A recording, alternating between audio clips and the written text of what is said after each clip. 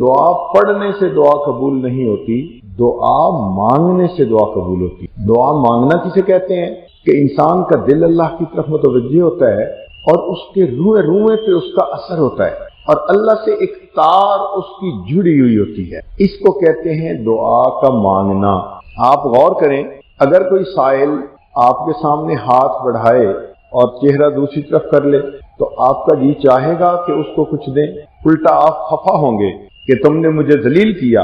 یہ تو کوئی مانگنے کا طریقہ نہیں ہے۔ ہمارا معاملہ اللہ رب العزت کے ساتھ ایسا ہی ہے، جب دل غیر کی طرف متوجہ ہے تو ہم نے ہاتھ تو اللہ کے سامنے پھیلائے اور دل کا چہرہ دوسری طرف کر لیا، تو ایسی دعا تو الٹا غصے کا سبب بن جاتی ہے۔ تو کس کیفیت سے دعا مانگنی ہے یہ بھی سیکھنا پڑتا ہے۔ آج کی مجلس کا یہی خلاصہ ہوگا۔ نبی علیہ السلام نے ارشاد فرمایا، من فتحت لہ ابواب الدعاء فتحت لہ ابواب الرحمہ، جس پر اللہ تعالی دعا مانگنے کا راستہ کھول دے اس کے اوپر اللہ کی طرف سے رحمت کے دروازے کھل جاتے ہیں۔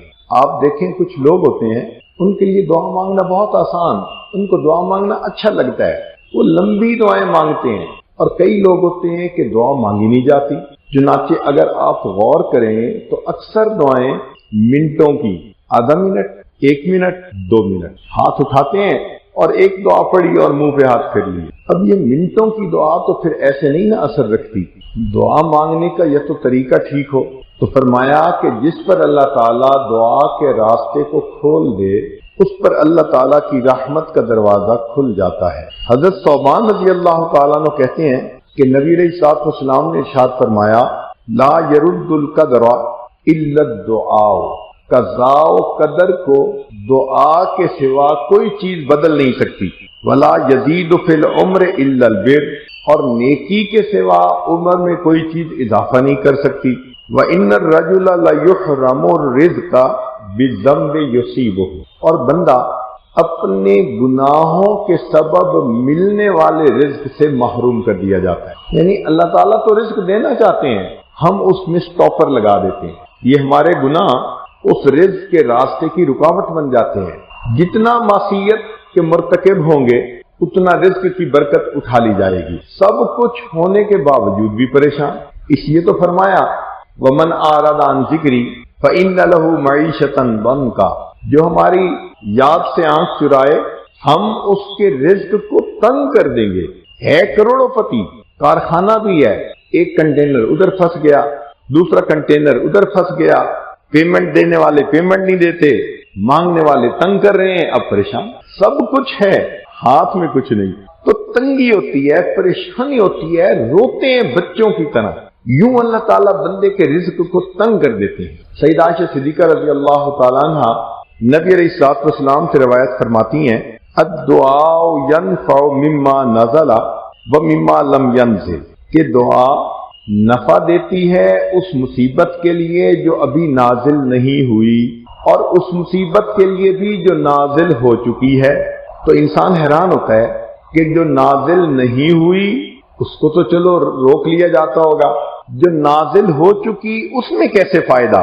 تو وہ فرماتی ہیں کہ نبی علیہ السلام نے فرمایا، وَإِنَّ الْبَلَاءَ يَنْزِلُ فَيَلْقَاهُ دُعَاءُ فَيَعْتَلِجَانِ إِلَى يَوْمِ الْقِيَامَةِ، بلا آسمان سے نازل ہوتی ہے، نیچے سے بندے کی دعا اوپر جاتی ہے، یہ دونوں ایک دوسرے کو دھکیلتی ہیں، پش پل کرتی رہتی ہیں۔ بلا اس کو دھکیلتی ہے، یہ اس کو دھکیلتی ہے، دعا اس بلا کو قیامت تک نیچے نہیں اترنے دیتی۔ تو جو بلا نہیں اتری اس کے لیے بھی فائدے مند، اور جس کے اترنے کا فیصلہ ہو گیا دعا کرے تو اس کے لیے بھی فائدے مند۔ حدیث مبارکہ ہے، من لم يدع اللہ یغضب علیہ، جو شخص دعا نہیں مانگتا اللہ تعالیٰ اس بندے سے ناراض ہوتے ہیں۔ جو شخص دعا نہیں مانگتا اللہ تعالیٰ اس بندے سے ناراض ہوتے ہیں۔ ایک حدیث مبارکہ میں ارشاد فرمایا، ان اعجز الناس من عجز عن الدعاء، طبرانی شریف کی روایت ہے کہ انسانوں میں سب سے زیادہ عاجز وہ انسان ہے جو دعا مانگنے سے عاجز ہو جائے۔ اور ایک حدیث مبارکہ میں نبی علیہ السلام نے ارشاد فرمایا، الدعاء سلاح المؤمن، دعا مومن کا اسلحہ ہے۔ جیسے انسان دشمنوں سے بچنے کے لیے اسلحہ کا استعمال کرتا ہے، بلاؤں سے، پریشانیوں سے، مصیبتوں سے، غموں سے بچنے کے لیے یہ دعا اسلحہ کی مانند ہوتی ہے۔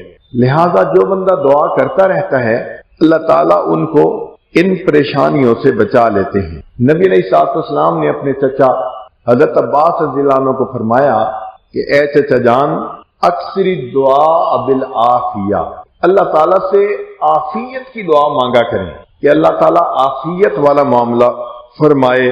چنانچہ حدیث مبارکہ میں ہے کہ بندہ جب بھی دعا مانگتا ہے اللہ تعالیٰ اس کی دعا کو قبول کرتے ہیں، مگر اس کی 3 مختلف شکلیں ہیں۔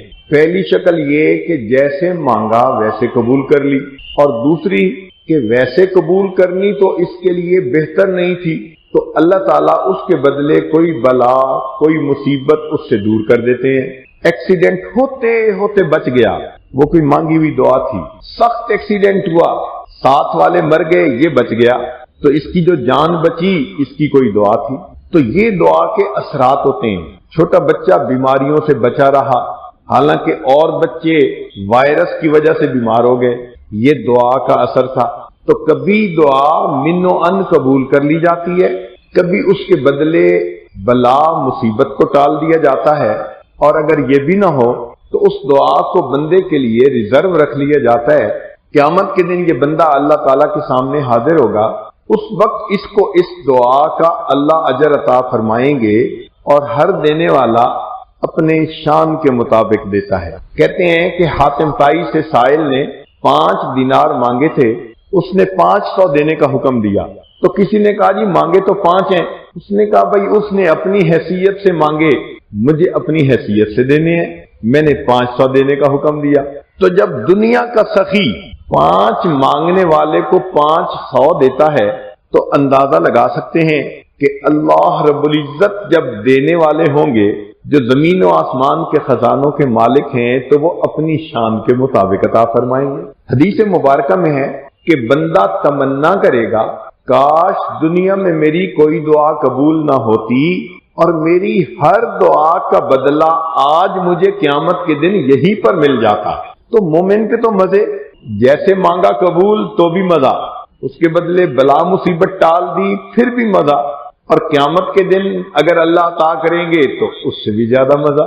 ہاں ایک صورت ہے کہ جس صورت میں بندے کی دعا کو رد کر دیا جاتا ہے، پھٹے کپڑے کی طرح اس کے منہ پہ مار دیا جاتا ہے۔ وہ کون سی صورت ہے؟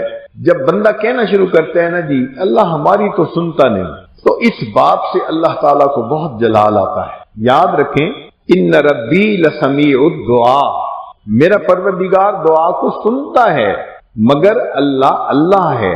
ایسے تو نہیں نا کہ ہم بات کریں اور اسی وقت پوری ہو جائے، اس کی اپنی شان ہے، اپنی مرضی ہے کب اس دعا کو قبول فرمائے۔ تو یہ الفاظ کبھی بھی زبان سے نہیں کہنے چاہیے کہ جی اللہ تعالیٰ ہماری تو سنتا نہیں، سنتا تو وہ سب کی ہے۔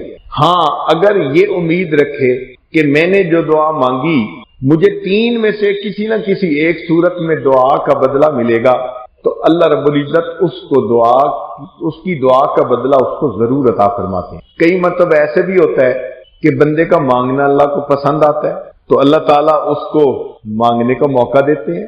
آپ نے نہیں دیکھا کئی دفعہ بچہ روتا ہے نا تو باپ تھوڑا اس کو رونے دیتا ہے، اس کو اچھا لگ رہا ہوتا ہے، اور کئی باپ کو تو دیکھا کہ وہ بچے کو خود تیز کرتے ہیں کہ تھوڑا رونے والی شکل بنائے۔ اپنی اپنی طبیعتیں ہیں نا۔ بالکل حدیث مبارکہ میں اسی طرح فرمایا گیا، نبی علیہ الصلوۃ والسلام نے ارشاد فرمایا کہ بندے کی دعا بسا اوقات اللہ رب العزت کے سامنے پیش ہوتی ہے، تو اللہ تعالیٰ فرماتے ہیں، اب سنیے حدیث، ان العبد یدعو اللہ سبحانہ وہو یحبہ فیقول، اللہ تعالیٰ بندے سے محبت کرتے ہیں، وہ بندہ اللہ سے دعا مانگتا ہے تو اللہ تعالیٰ فرماتے ہیں جبرائیل، اے جبرائیل اخر حاجت عبدی، میرے بندے کی حاجت کو ذرا مؤخر کر دو، پوسٹ پون کر دو، فإنی احب ان اسمع صوتہ، میں اس کی آواز کو سننا پسند کرتا ہوں۔ اللہ اکبر کبیرہ۔ چنانچہ ایک بزرگ گزرے ہیں یحییٰ بن سعید القطان رحمت اللہ علیہ، فرماتے ہیں کہ انہ رأى الحق سبحانہ وتعالی فی المنام، ان کو خواب میں اللہ رب العزت کا دیدار نصیب ہوا. فقال، انہوں نے عرض کیا، الہی کم ادعو کا فلا تجیبنی، میں کب تک دعائیں مانگتا رہوں گا، آپ میری دعاؤں کو قبول نہیں فرماتے. فقال، ارشاد فرمایا، یا یحییٰ لأنی احب ان اسمع صوتک، میں تیری آواز کو سننا پسند کرتا ہوں، اس لیے میں چاہتا ہوں کہ تو مجھ سے زیادہ مانگتا رہے. تو کب دعا پوری ہوگی، اس معاملے کو اللہ پہ چھوڑ دیں. یہ تھوڑی بات ہے کہ توفیق مل گئی.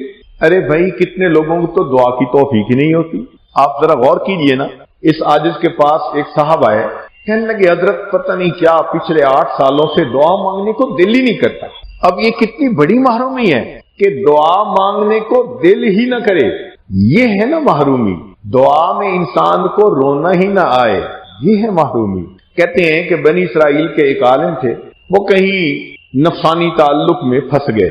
علم تو تھا، اگرچہ نفس غالب آ گیا. وہ گناہ کے مرتکب بھی ہوتے اور ڈرتے بھی کہ گناہ کی وجہ سے انسان محروم ہوتا ہے. پتہ نہیں میں کس نعمت سے محروم نہ ہو جاؤں.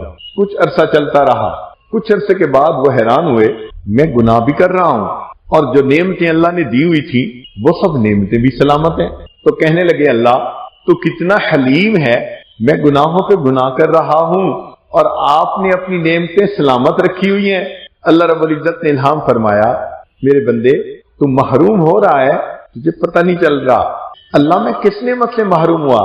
فرمایا، جس دن سے تو کبیرہ کا مرتکب ہوا، ہم نے تجھے رات کے آخری پہر میں رونے کی لذت سے محروم کر دیا. تب ان کا خیال آیا کہ جب سے میں گناہ کا مرتکب ہوا مجھے کبھی تہجد میں رونا ہی نہیں آیا. تو انسان محروم ہو جاتا ہے. اور اگر اللہ تعالیٰ دعا کا راستہ کھول دیں، دعا کی توفیق دے دیں، تو یہ تو اللہ تعالیٰ کی طرف سے بہترین معاملہ ہوتا ہے. یاد رکھیں، انسان اپنے بچاؤ کے جتنے اسباب اختیار کرتا ہے ان میں سب سے بہتر سبب دعا ہوتی ہے. دعا سے بہتر سبب اور کوئی نہیں ہو سکتا. لہذا ہر معاملے میں دعا کرنی چاہیے. حدیث مبارکہ ہے کہ جو شخص چاہے کہ سختی میں میری دعا قبول ہو، اس کو چاہیے کہ وہ خوشحالی میں دعا کرے تاکہ اللہ تعالیٰ سختی کے عالم میں اس کی دعا کو قبول فرما لے. دعا ایک عجیب ہے کہ اگر خالص دنیا کے لیے مانگے، اللہ دنیا کی یہ ضرورت پوری کر دے، یہ کر دے، تو بھی عبادت ہے. یہ ایک امتیازی شان ہے اس عمل کی. باقی اعمال دنیا کی نیت سے کریں تو اجر نہیں ملے گا، آخرت کی نیت. دعا ایک ایسا عمل ہے خالصتاً دنیا کی ضرورت ہے اور دنیا مانگ رہا ہے، یا اللہ مجھے کھانا دے دے، مجھے جوتے دے، کپڑے دے، خالص دنیا کی چیز مانگ رہا ہے. دعا پھر بھی عبادت. علماء نے اس کی وجہ بیان فرمائی. وہ فرماتے ہیں اصل میں دعا مانگنے میں انسان کو تواضع اختیار کرنی پڑتی ہے. مانگنے والا سائل ہوتا ہے، اس تواضع کی وجہ سے اگرچہ دنیا مانگ رہا ہے، اللہ نے اس دنیا مانگنے کو بھی عبادت میں شامل فرما لیا. ایک ہوتا ہے خالق سے مانگنا، ایک ہوتا ہے مخلوق سے مانگنا. اس میں زمین آسمان کا فرق ہے. آپ نے دیکھا ہوگا کہ مخلوق اگر اس معیار پہ پہنچے جہاں وہ دے سکتے ہو تو اپنوں کو نوازتے ہیں. حکومت مل گئی تو جو قریبی ہوتے ہیں ان کو نوازا. فیکٹری چل گئی تو جو قریبی ہوں گے ان کے لوگوں کو نوکریاں دی. تو مخلوق کا یہ دستور، وہ اپنوں کو نوازتے ہیں. مگر خالق کا معاملہ اور ہے. وہ پروردگار اس دنیا میں اپنوں کو بھی نوازتا ہے، غیروں کو بھی دیتا ہے. چنانچہ کفار کی بھی وہ مرادیں پوری کر دیتا ہے، ان کی تمنائیں بھی پوری کرتا ہے. وہ پروردگار اس دنیا کے اندر رحمان کی صفت کا ظہور کرتا ہے. جہاں وفادار کو دیتا ہے وہاں غدار کو بھی دیتا ہے. بلکہ سمجھ لیں کہ وفاداروں کو تو دال روٹی پہ ہی خوش کر دیتا ہے. فرماتے ہیں اگر یہ سارے غدار ہوتے میں ان کی چھتوں کو سونے کا بنا کے رکھ دیتا، دنیا میں ہی ان کو دے دیتا. تو اس لیے وہ پروردگار سب کو دنیا میں عطا فرماتا ہے. ہم نے دیکھا کہ مخلوق اگر کبھی دیتی بھی ہے تو غصے سے. آپ گاڑی پہ سفر کر رہے ہیں، والدہ صاحبہ پیچھے بیٹھی ہیں، ایک لائٹ کے اوپر گاڑی کھڑی ہوئی، مانگنے والا کوئی آ گیا، اس نے آ کے گاڑی کا شیشہ کھٹکھٹایا. آپ اشارہ کرتے ہیں کہ بھی معاف کر دو، مگر وہ لوگ بھی بڑے صاحب استقامت ہوتے ہیں تو آپ کے اشارے کی پرواہ نہیں کرتے، کھٹکھٹاتے رہتے ہیں۔ اب آپ کو غصہ آنا شروع ہوا، بھائی جب اسے کہہ دیا کہ بھائی معاف کرو پھر کیوں کھٹکھٹا رہا ہے؟ اتنے میں پیچھے سے والدہ صاحبہ کہتی ہیں بیٹا اگر کچھ کھلے پیسے ہیں تو دے دو۔ اب آپ مجبور ہو گئے، والدہ نے کہہ دیا تو آپ شیشہ کھول کے پیسے تو دیتے ہیں، دیکھتے غصے سے ہیں کہ بھئی میں نے اسے کہا تھا معاف کرو، معافی نہیں کرتا۔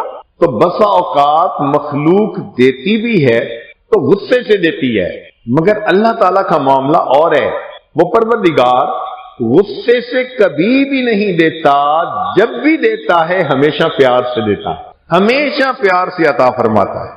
مخلوق کے اندر ایک بات اور دیکھی، ایک دفعہ مانگیں تو دے دیں گے، دوسری دفعہ مانگیں تو ذرا بوجھ سمجھیں گے، تیسری دفعہ کنی کترائیں گے اور چوتھی مرتبہ تو جھنڈی دکھا دیں گے اور کہیں گے یار یہ کیسا بندہ ہے، ہر وقت مانگتا ہی رہتا ہے، شرم ہی نہیں آتی۔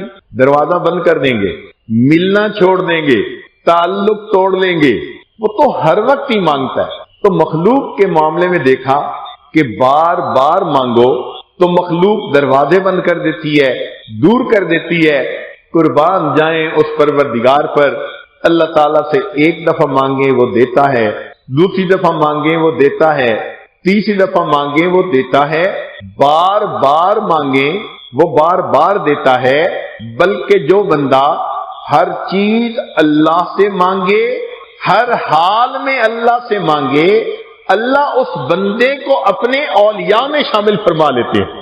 میرا یہ بندہ میرے بغیر کسی سے مانگتا ہی نہیں، فرماتے ہیں یہ میرا ولی ہے، جب بھی مانگتا ہے مجھ سے مانگتا ہے۔ مخلوق کے دینے میں اور خالق کے دینے میں ایک فرق اور بھی دیکھا، بڑی حیثیت کا بندہ ہو اس سے تھوڑا مانگو تو وہ ناراض، کوئی بڑا امیر آدمی ہو آپ کہیں جی مجھے 1 روپے کی ضرورت ہے، وہ کہے گا تم نے مجلس میں مجھے ذلیل کیا، میری پبلک انسلٹ کر دی، 1 روپیہ مجھ سے مانگتے ہو، مجھے کیا سمجھا ہوا ہے؟ تو اگر بڑے سے تھوڑا مانگو تو وہ ناراض، اور کسی غریب کے پاس جائیں جی مجھے $1 ملین قرض کی ضرورت ہے، وہ کہے گا مذاق کرتے ہو یار۔ تو غریب سے زیادہ مانگو تو وہ ناراض، امیر سے تھوڑا مانگو تو وہ ناراض۔ مگر پروردگار کا معاملہ کچھ اور ہے، اس پروردگار سے تھوڑا مانگیں تو وہ دیتا ہے، زیادہ مانگیں تو وہ دیتا ہے۔ حتیٰ کہ کتابوں میں لکھا اگر کوئی بندہ اپنے جوتے کا ٹوٹا ہوا تسمہ بھی اللہ سے مانگتا ہے، اللہ بندے کو وہ تسمہ بھی خوش ہو کر عطا فرما دیتا۔ ایک ہم نے فرق اور بھی دیکھا، کسی کے پاس جائیں جی مجھے ضرورت ہے، وہ کہے گا جی میرا بڑا دل چاہتا ہے کہ میں آپ کو خالی نہ بھیجوں، کاروبار ہی نہیں چل رہا، حالات ہی سازگار نہیں ہے۔ تو مخلوق مدد کرنا چاہتی ہے مگر حالات سازگار نہیں ہوتے۔ مگر اللہ رب العزت کے ہاں تو معاملہ اور ہے، وہاں تو نہ بجٹ کی کمی نہ خزانے کی کمی، جب بھی بندہ اللہ سے مانگتا ہے اللہ رب العزت اپنے بندے کو ہمیشہ عطا فرماتے ہیں اور خوش ہو کر عطا فرماتے ہیں۔ ایک فرق ہم نے اور بھی دیکھا، مخلوق کا دروازہ دن میں کھلا ہوتا ہے، رات کو بند ہوتا ہے۔ دوست ہے تو دفتر دن میں کھلا ہوگا، دکان دن میں کھلی ہوگی، ملنے کے اوقات آفس دن میں کھلا ہوگا، رات کو دفتر بند، صاحب آرام کر رہے ہیں۔ تو دن میں دفتر کھلتے ہیں دروازے، رات کو دروازے بند ہو جاتے ہیں۔ لیکن اس پروردگار کی شان کچھ اور ہے، اس سے بندہ دن میں مانگے دن میں بھی دروازہ کھلا ہوتا ہے، رات میں مانگے تو رات میں بھی دروازہ کھلا۔ وہ فرماتے ہیں لا تأخذہ سنۃ ولا نوم، اس پروردگار کو نہ اونگ آتی ہے نہ نیند آتی ہے۔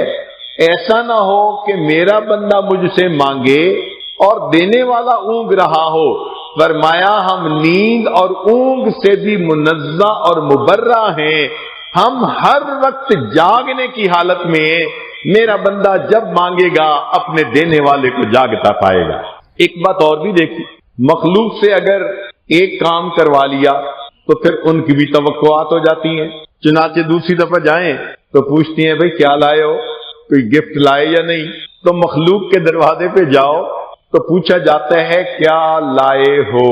اللہ کا معاملہ کچھ اور ہے، جب بھی جاؤ اللہ کے دروازے پر اللہ تعالیٰ یہ نہیں پوچھتے کیا لائے ہو، ہاں بندے سے اتنا پوچھتے ہیں میرے بندے تم مجھ سے کیا لینے کے لیے آئے ہو۔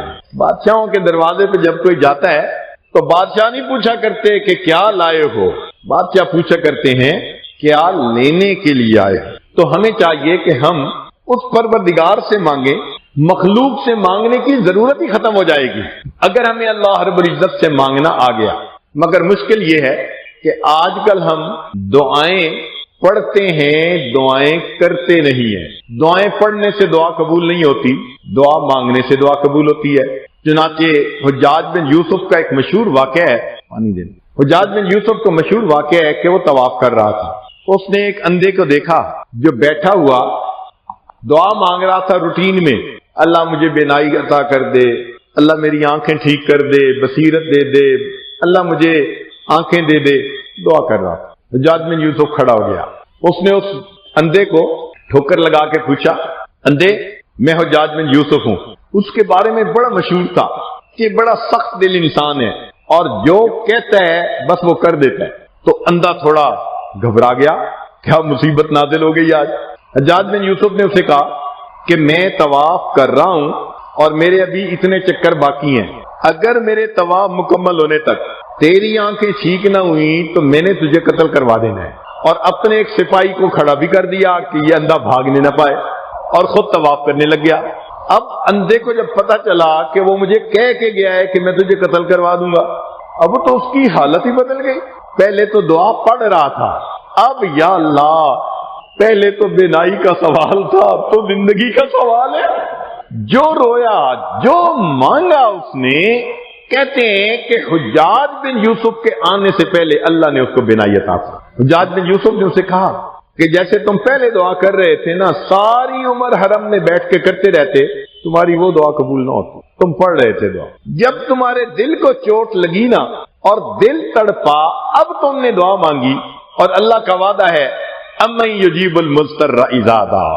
آج کل ہم نے اکثر دیکھا ہے کہ لوگ دعائیں مانگتے نہیں بلکہ ایسے دعا کرتے ہیں جیسے کام ذمہ لگا رہے ہیں۔ ذرا توجہ کیجئے گا، افسر آتے ہیں نا اپنے دفتر میں، بھائی انجینئر صاحب آپ یہ کر دیں، فورمین صاحب آپ یہ کر دیں، اور سپروائزر صاحب یہ کر دیں، اور الیکٹریشین صاحب یہ کروا دینا، ٹیکنیشین صاحب آپ یہ کر دینا، وہ کام ذمہ لگاتا ہے۔ کبھی اپنی دعا کا انالیسس کریں، ہماری دعا بھی اسی طرح، اللہ میرے بیٹے کا نکاح ہو جائے، بیٹی کو بیٹا مل جائے، چھوٹے بیٹے کو نوکری مل جائے، فلاں کو یہ ہو جائے۔ ہمارا انداز اس طرح کا ہوتا ہے کہ معاذ اللہ ہم کام اپنے پروردگار کے ذمہ لگا رہے ہیں، ایسے تو دعا قبول نہیں نہ ہوتی۔ تو دعا میں کام ذمہ نہ لگائیں، مانگنا ابدیت ہے، عاجزی چاہتا ہے، تو دعا میں انسان کو اللہ رب العزت سے مانگنا پڑتا ہے۔ ایک بات اور بھی سن لیجئے، دعا کروانا بھی بڑی اچھی عادت ہے، دعا کروانا بھی بہت اچھی عادت ہے۔ نبی علیہ الصلوۃ والسلام دعا کرتے بھی تھے، دعا کرواتے بھی تھے۔ حدیث پاک میں عمر لانو عمرے کے لیے تشریف لے جانے لگے، نبی علیہ السلام نے فرمایا اے بھائی ہمیں اپنی دعاؤں میں یاد رکھنا۔ تو نبی علیہ السلام نے دعا کی بھی ہے، کروائی بھی ہے، امت کو تعلیم دی، تو ہم بھی دعا کریں بھی کروائیں بھی۔ تو یہ اچھی عادت ہے، استاد سے دعا لینا، ماں باپ سے دعا لینا، بڑوں سے دعا کروانا، یہ ایک بہت اچھی عادت ہے۔ لیکن اس سے بھی ایک اور زیادہ اچھی عادت ہے، وہ یہ ہے کہ دعائیں کروانے کی بجائے دعائیں لینے والے بنا کریں۔ دعا کروانا تو یہ ہو گیا نا، امی دعا کر دیں، استاد جی دعا کر دیں، حضرت صاحب دعا کر دیں، یہ ہوا دعا کروانا۔ اور دعا لینا کس کو کہتے ہیں؟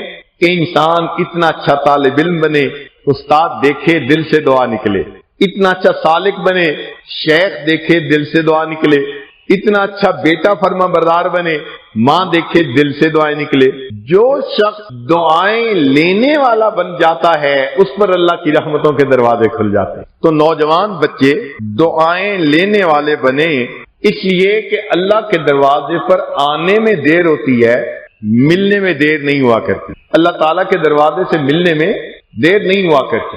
یہاں تک حدیث مبارکہ من سأل اللہ الشہادۃ بصدق بلغ اللہ منازل الشہداء وان مات علی فراشہ، حدیث مبارکہ، جس شخص کے دل میں شہادت کی تمنا ہوگی اور وہ دعا مانگتا ہوگا، اگرچہ اس کو بستر پر موت آئے گی، اللہ اس کو قیامت کے دن شہید کا مقام عطا فرما دیں گے۔ اللہ رب العزت کے ہاں ایک دستور ہے کہ مانگنے والے کو اس کی توقع سے زیادہ دیتے ہیں، مانگنے والے کو اس کی توقع سے زیادہ دیتے ہیں۔ اس کی مثال قرآن عظیم الشان میں سے سیدنا ابراہیم علیہ السلام نے دعا مانگی، اے اللہ میں نے اپنی اولاد کو آپ کے گھر کے قریب بسایا، وارزقہم من الثمرات، ان کو کھانے کے لیے پھل عطا کیجیے۔ اب دستور کی بات ہے کہ پھل عام طور پہ درختوں کے اوپر ہوتے ہیں، مگر جب رب کریم نے دعا کی قبولیت کا تذکرہ فرمایا تو ارشاد فرمایا، اے میرے ابراہیم یجبا الیہ ثمرات کل شیء، اس جگہ پر ہر چیز کے پھل پہنچیں گے۔ ثمرات الاشجار نہیں کہا کہ درختوں کے پھل، حالانکہ انڈرسٹینڈنگ یہی ہے، مگر اللہ تعالیٰ دیتے زیادہ ہیں۔ دیکھیں درختوں کا پھل ان کا فروٹ، کھیتیوں کا پھل ان کی سبزی، کارخانوں کا پھل ان کا پروڈکٹ، انسان کا پھل ان کی اولاد۔ تو اللہ کریم نے فرمایا کہ میرے ابراہیم تو نے تو ثمر مانگا نا جو عام طور پہ درخت کا ہوتا ہے، میں اتنا بڑا دینے والا پروردگار ہوں کہ صرف درختوں کے پھل نہیں، پوری دنیا میں جو چیز جہاں کہیں بن رہی ہوگی میں اس بیت اللہ میں تیری دعا کی وجہ سے اس کو پہنچا دوں گا۔ آج آپ دیکھیے پوری دنیا میں کہیں پھل ہوتا ہے وہ مکہ مکرمہ میں ملتا ہے، سبزی وہاں ملتی ہے، کپڑے وہاں ملتے ہیں، جو سہولت کی چیز اللہ نے سب چیزیں وہاں پہنچا دی۔ یہ تھا یجبا الیہ ثمرات کل شیء۔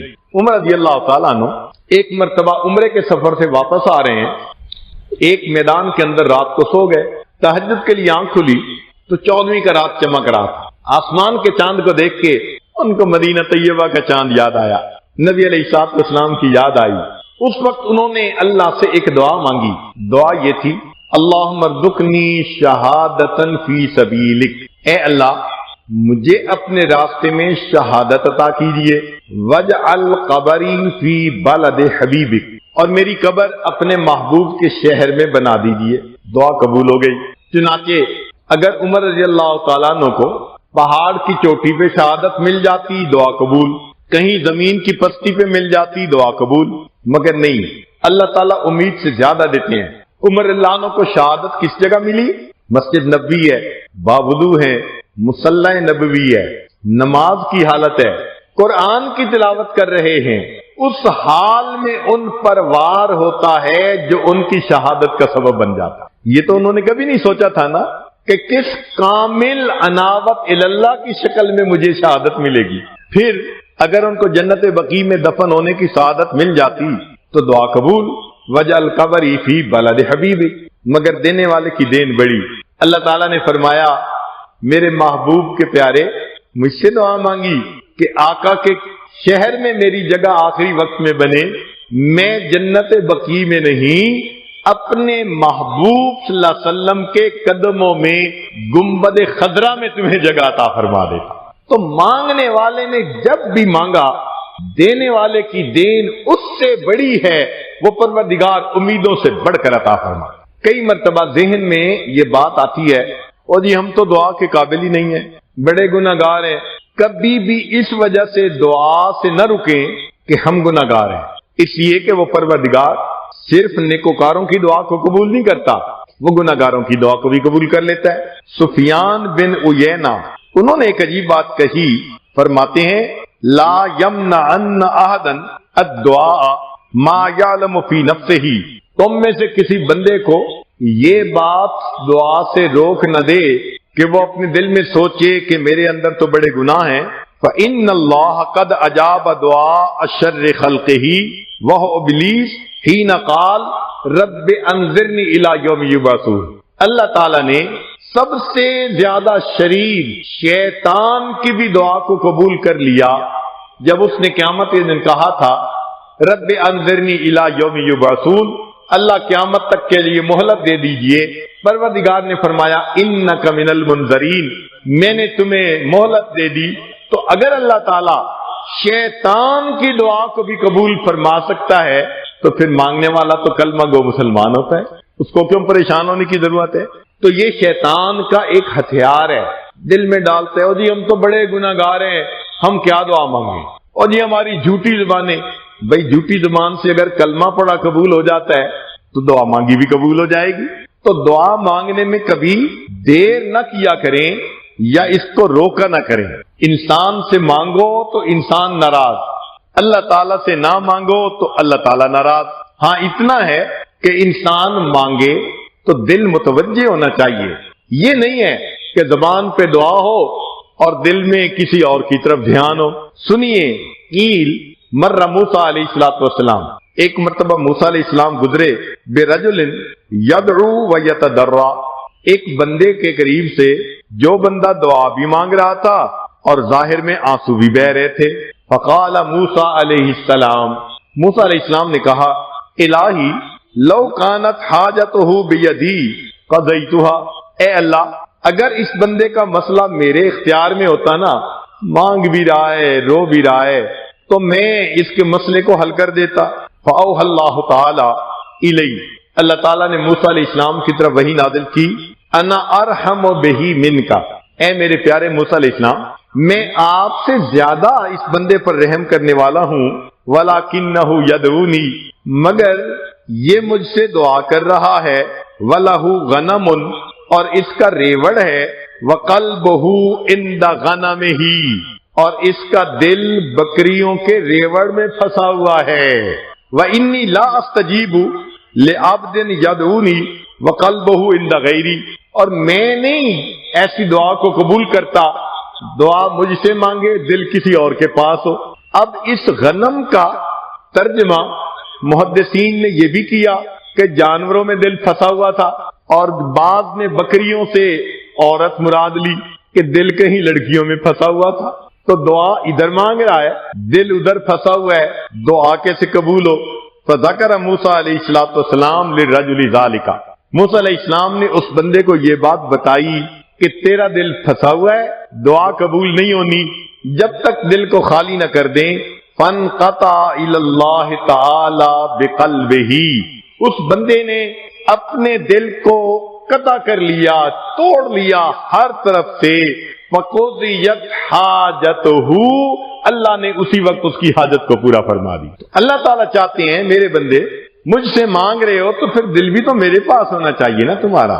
چنانچہ ایک حدیث مبارکہ میں ہے، اوحى اللہ الی عیسیٰ علیہ السلام، اللہ تعالیٰ نے عیسیٰ علیہ السلام کی طرف وحی نازل فرمائی، حب لی من قبلک الخشوع، اپنے دل سے مجھے خشوع دے دیجئے، ومن بدنک الخضوع، اور بدن کی طرف سے خضوع یعنی با ادب با وقار دعا مانگنا، ومن عینک الدموع، اور اپنی آنکھ سے آپ آنسو کا قطرہ دے دیجئے، ثم ادعونی، پھر دعا کیجئے، استجب لکا، میں دعا کو قبول کروں گا، فإنی قریب مجیب، بے شک میں دعا کو قبول کرنے والا ہوں۔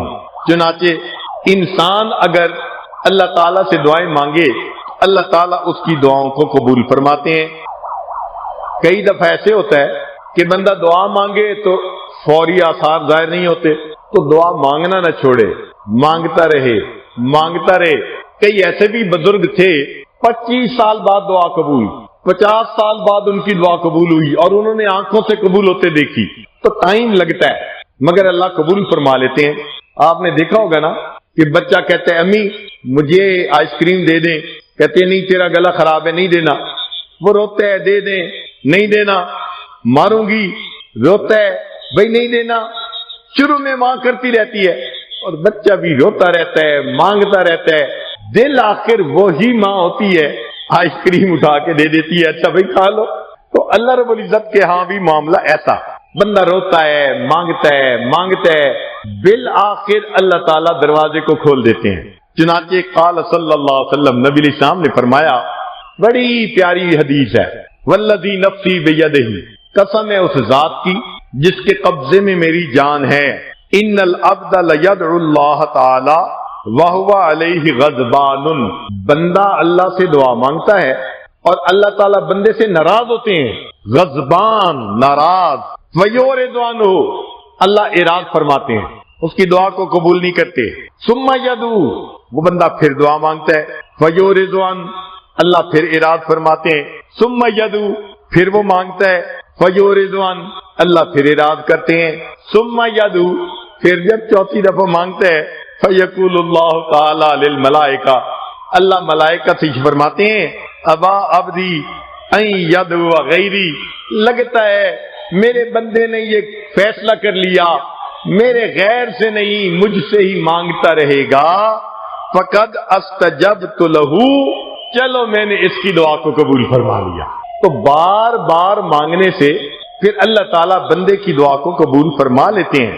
تو ہمیں بھی چاہیے کہ ہم اللہ رب العزت سے مانگیں تو بار بار مانگیں، صرف ایک بار مانگ لینا کافی نہیں ہوتا۔ اب یہاں پر نقطے کی بات، لب لباب، کہ اللہ تعالیٰ کو دو چیزیں پسند ہیں جن کی وجہ سے دعا قبول ہوتی ہے۔ ایک تو یہ کہ اللہ تعالیٰ کے سامنے بندہ اپنے عمل کا وسیلہ پیش کرے، اپنے عمل کا وسیلہ پیش کرے۔ اس کی دلیل حدیث مبارکہ بخاری شریف کی روایت ہے، بنی اسرائیل کے 3 بندے پھنس گئے تھے، چٹان آ گئی تھی غار کے دروازے، ان میں سے ایک نے اپنا عمل پیش کیا، ماں باپ کی خدمت، چٹان ہٹ گئی۔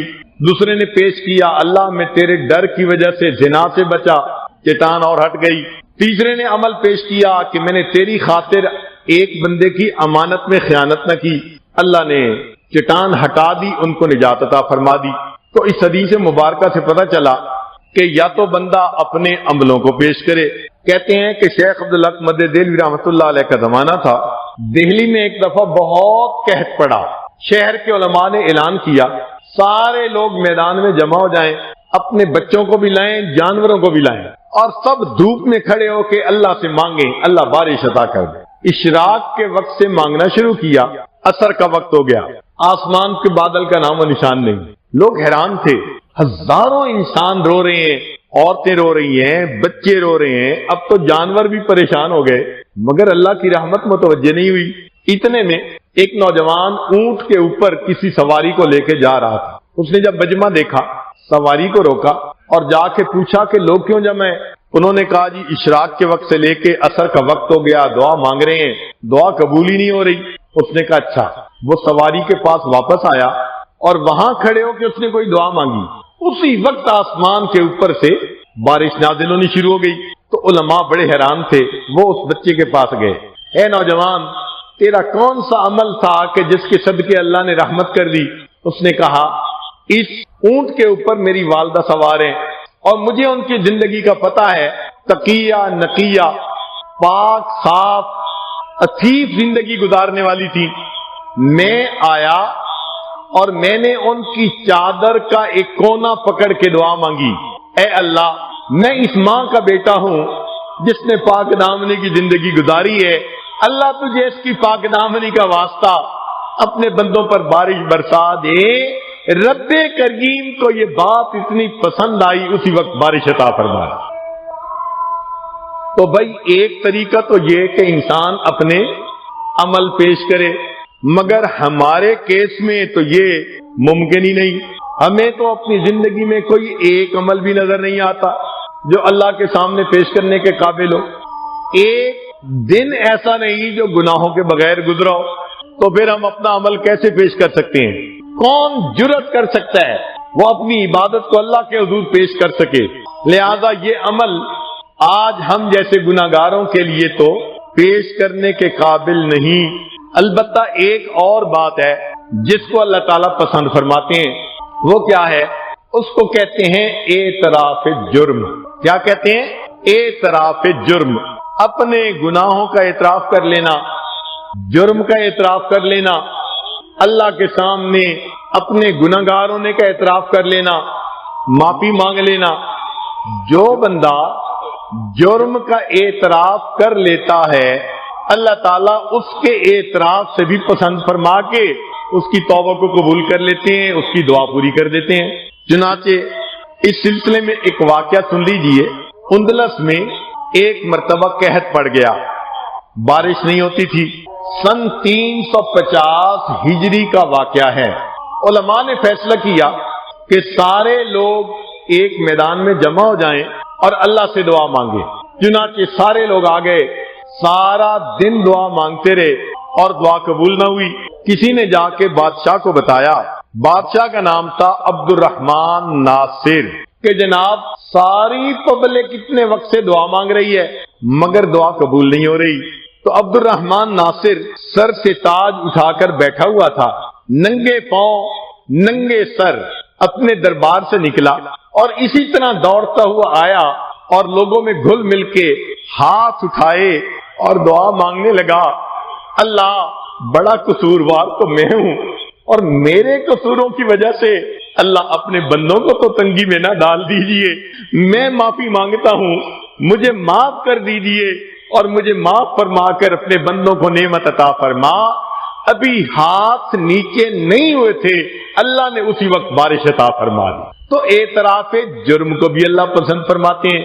اب ہم جیسے لوگوں کے لیے یہ قابل عمل چیز ہے، ہم اللہ تعالیٰ کے سامنے اپنے جرم کا اقرار کریں اور اپنے اللہ سے مانگیں کہ اے اللہ ہم جیسے بھی ہیں تو آپ کے نہ. کہتے ہیں کہ ایک عورت تھی خاوند